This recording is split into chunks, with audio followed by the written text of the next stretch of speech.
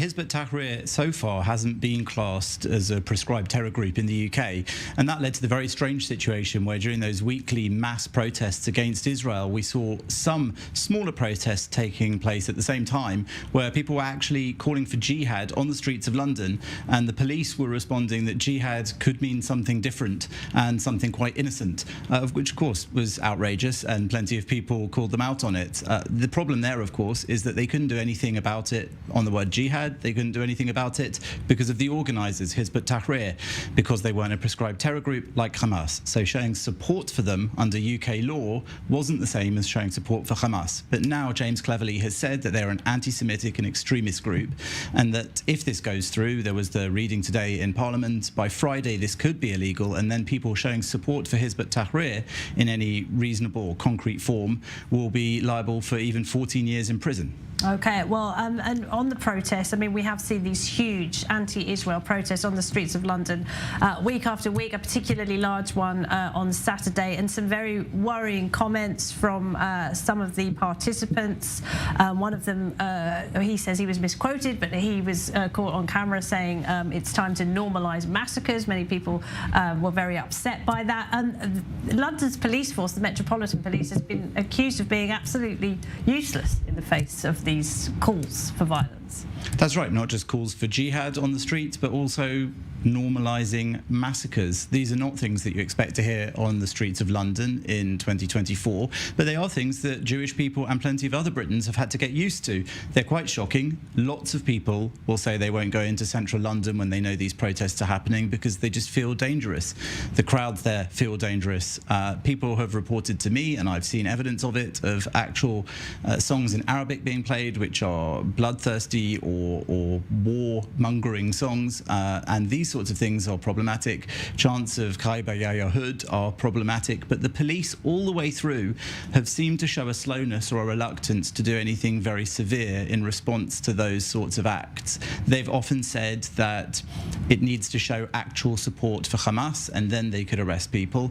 They've often said things like they are unable to police the mass numbers in an effective way in real time, and have therefore relied on social media photos later, asking people to help them find the culprits. All of this making people wonder what the police were actually for. If they're not at the protests themselves, arresting the people themselves, how can they expect Britons to feel comfortable going out in the streets, whether it's in London or Manchester or anywhere around the country? Instead, they've been trying to keep the peace, keep the calm. We've even seen ridiculous situations where they've told people to put away a flag of England because it might inflame the crowds, rather than telling people to put away flags often used by jihadi groups, because they've said that those could have an innocent meaning. So generally, I think there's been a lot of criticism about the police, and then there was all the controversy about whether the marches were to be described as hate marches or not, or banned, and they've tried very hard not to ban them, and then so far they've policed them relatively effectively in terms of keeping people safe from actual physical harm. But that, as I said,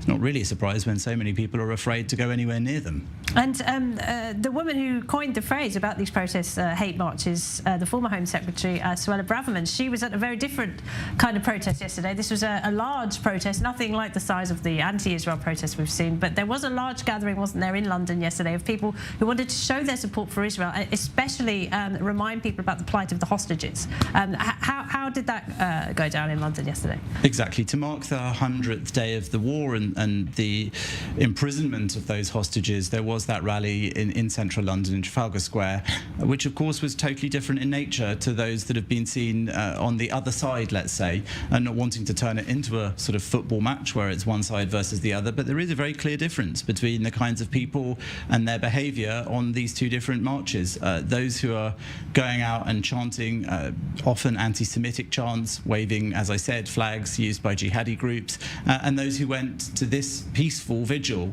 effectively, to mark the 100th day and to call for the return of all the hostages. And let's not forget, there are still 2 British citizens being held hostage in Gaza.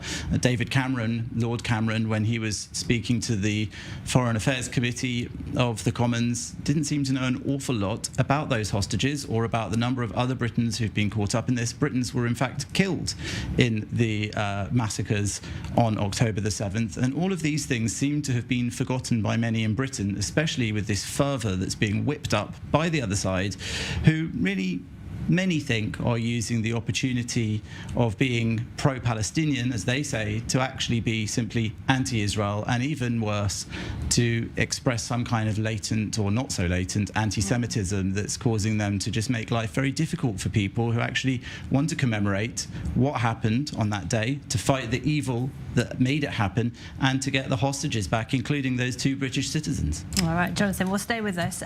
Dr. Michael Oren is with this. We've seen similar scenes on the streets of American cities as well, haven't we? We have indeed. These are very worrying calls. And just kind of thinking of a similarity, Britain is moving to ban this group, Hizb ut-Tahrir.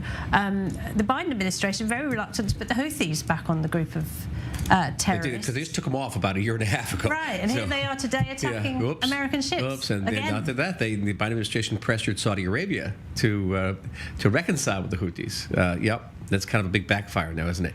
But it's interesting, Britain arrested, I think, 3 people from this demonstration who were, raising flags for Hamas and calling for actually killing Jews. That hasn't happened in the United States yet. There have been no. And I use that example. There's very different laws on free speech. Very different laws on free speech. France is the most draconian of them all. You can't even have a pro-Palestinian demonstration in France. And there's actually one pro-Palestinian demonstrator was shot and killed by the French police. They're very afraid. They're sitting on a volcano. But it's interesting. I used the British example, the fact that they actually arrested people who were flying Hamas flags. That has not happened in the United States. And when American Jewish groups asked me what they can do, I said, well, get legislation passed that resembles the British legislation. And that's not free speech. That's calling for somebody's murder. Absolutely. And just very briefly on the action that the United States and the United Kingdom are taking together against the Houthis, David Cameron, who you mentioned, the Foreign Secretary, he's come out strongly to defend that today. That's right. David Cameron has said that this is really required because of the threat to global shipping, and he stands behind it. He said that more will be available and will take place if they feel that they need to, because they warned the Houthis, he said, plenty of times before they actually took the action. Second, the Houthis are doing what OPEC did to the West in 1973-74 with the oil boycott. What is happening is they're closing this strait, the Bab el-Mandeb Strait. It is increasing prices around the world, particularly oil prices, car prices. So that is designed to get countries to put pressure on the United States and Britain to pressure Israel to agree to a ceasefire. It all comes back to that ceasefire. That's what Iran wants. Iran wants Hamas to win. Hamas wins through a ceasefire. That blockade is designed to put pressure on Israel. Right, and do you think that they're kind of working more closely together now? Do you think that the British and the Americans are more aware of the fact that Iran is behind all of this? It seems to be taking a long time for that to kind of sink in. I think they are aware of it. I think they're reluctant to say it too often and too loudly and too publicly. But I do think that, in fact, that is correct, that there is this sense that rather than give them what they want, the Iranian axis, which is to pressure Israel, they're making it very clear that actually they're going to respond directly to the Houthis. They're going to respond directly to what is an international threat, even if they weren't expressing quite the same fulsome support for Israel's actions in Gaza. And let's not forget, though, that they have been fulsomely backing up Israel's right to defend itself, Israel's right to this military action. They haven't stopped Israel doing pretty much anything yet.